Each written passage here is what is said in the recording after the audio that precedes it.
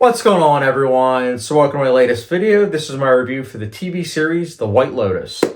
So The White Lotus, I'm filming this June of 2023. The White Lotus started airing in 2021. It's been 2 seasons so far, 13 episodes total. Season 1 was 6 episodes, Season 2 was 7 episodes long, and this is an HBO show, although now it's branded as Max, so do with that with what you will. But this is an HBO show, and I'm going to talk about the show spoiler-free. Of course, if you've seen my other TV show reviews, you guys know how I do it. I hate spoilers, so I'm going to talk vaguely about this show, specifically each season, and what I liked and didn't like about each season.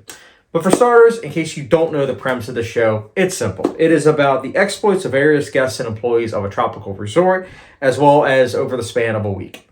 So this is a show that I heard quite a bit about. And hearing a lot of people that are close to me rave about it was something that obviously got me interested. But then it being an HBO show, and then also looking at the cast, I was sold. And so my wife and I, we finally watched it. And it's interesting to see season 1 and 2 and how they are similar in some ways, but very different in other ways. And one thing I will say about season 1 right off the bat is that I thought season 1 was interesting in that right away, I found myself to be thoroughly engaged and fascinating and wondering what was going to happen next. But as the first season kept going, and by the time it was at the end, I just wasn't as interested. I still liked it overall, and I do like what they did with the characters overall, but I didn't quite like it as much. Versus season 2, it was the opposite effect. Season 2, it started off where I wasn't that invested with the characters. I felt as though it was kind of a retread of season 1.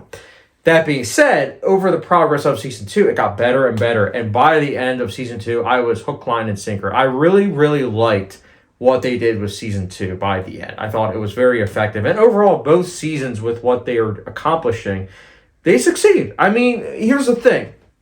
They are tackling the rich. They are dissecting the rich whilst at the same time looking at the middle class. And I think that it's very fascinating how they do that because they really tackle a lot of themes about like self-esteem, security, things along those lines that are fascinating, both from a financial standpoint, but as well as a emotional standpoint. And that's something that I also like that the show really tackled in both seasons. But I also want to give a shout out to the cast of these seasons because they're amazing. Season 1, you have, I had to write them down because there's just so many. But season 1, you have Murray Bartlett, who I wasn't really too familiar with, but recently I watched The Last of Us, ironically around the same time as this show. So I got to see him in that and this, and it's 2 completely different performances. He does a great job. It also stars Connie Britton, who I've always liked. I only watched American Horror Story first season, and she was great in that. I think she's a really good actress, very underappreciated these days. And then also has Alexandra Daddario, which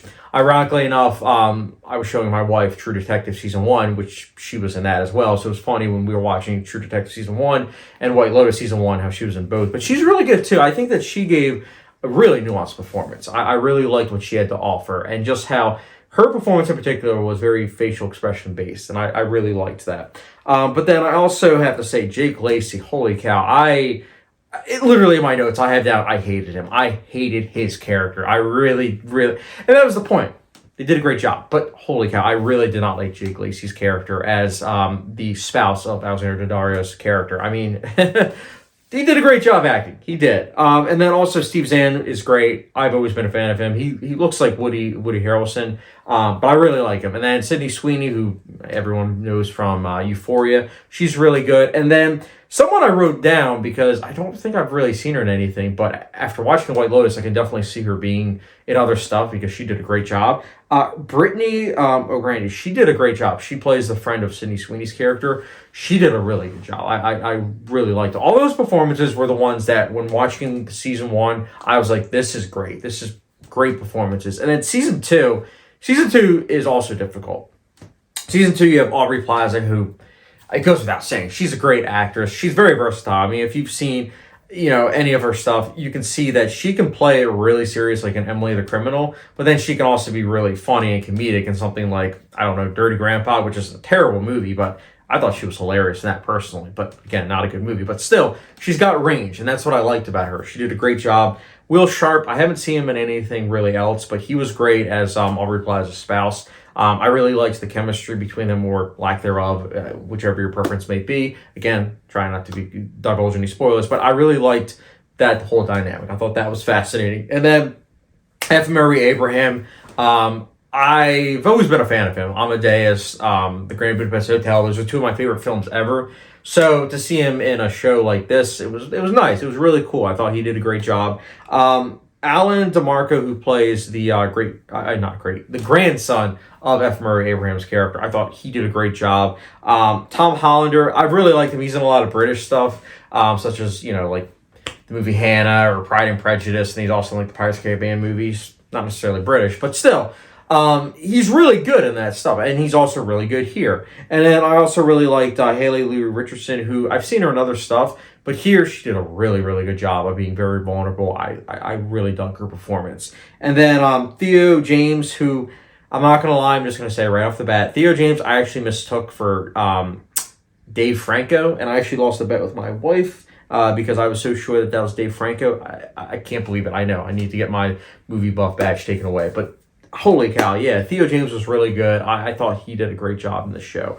And then last but not least, Simone Tabasco. That's right. She plays the prostitute in this season, and she was great. I mean, you got to be on the lookout for her. She's going to go places. I'm saying that right now.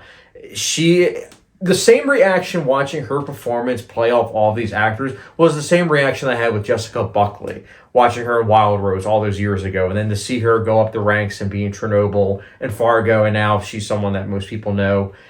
I have a feeling about Tabasco. I feel like she is going to go places. She did a great job. And yeah, so I wanted to, again, mention all those performances because all those actors, I thought they did a great job. But then also, this is a show that looks really good. I mean, it's a very, very well shot show. They do a great job of showing off the resort. It makes the setting feel like a character. And that is what I love about film and TV shows, how they can utilize cinematography to make that feeling. And it's something that I think is important, especially when you're showcasing the rich versus the middle class versus those that are not quite fitting into this environment. Score is also really good. I like how a lot of times they emulate vocals during certain sequences, including like the theme song. But the other thing worth mentioning is that it works so well with the imagery. And I also have to say that the plot twists, especially again in season 2, they are quite effective. I also like how there's a lot of trust in audience members. You're not really spoon-fed information. It's more so there is trust in the directing, there is trust in the writing, and that's something that I gotta say I really appreciated. Now, is The White Lotus amazing? Is it one of the best shows I've ever seen?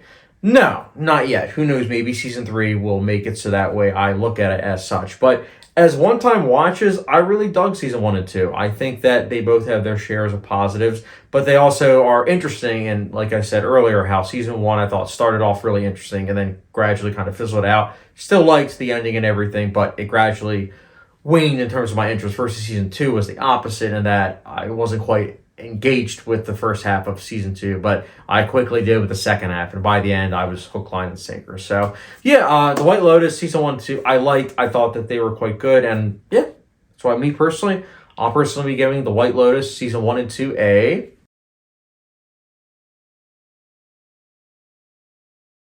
But yeah, guys, let me know your thoughts on The White Lotus. Did you like it? Did you not? Let me know your thoughts in the comment section down below. And also, just wanted to mention this. It was kind of interesting because I remember when Infinity Pool first came out in theaters, I remember a lot of people comparing that to The White Lotus. And after watching The White Lotus now, I guess I can see the comparisons, but at the same time, they are two very completely different things. So if you've seen Infinity Pool and you've seen the comparisons, just know that they are two very different things. They are both dissecting the rich, but they are also something that are two completely different flavors, if you know what I'm saying.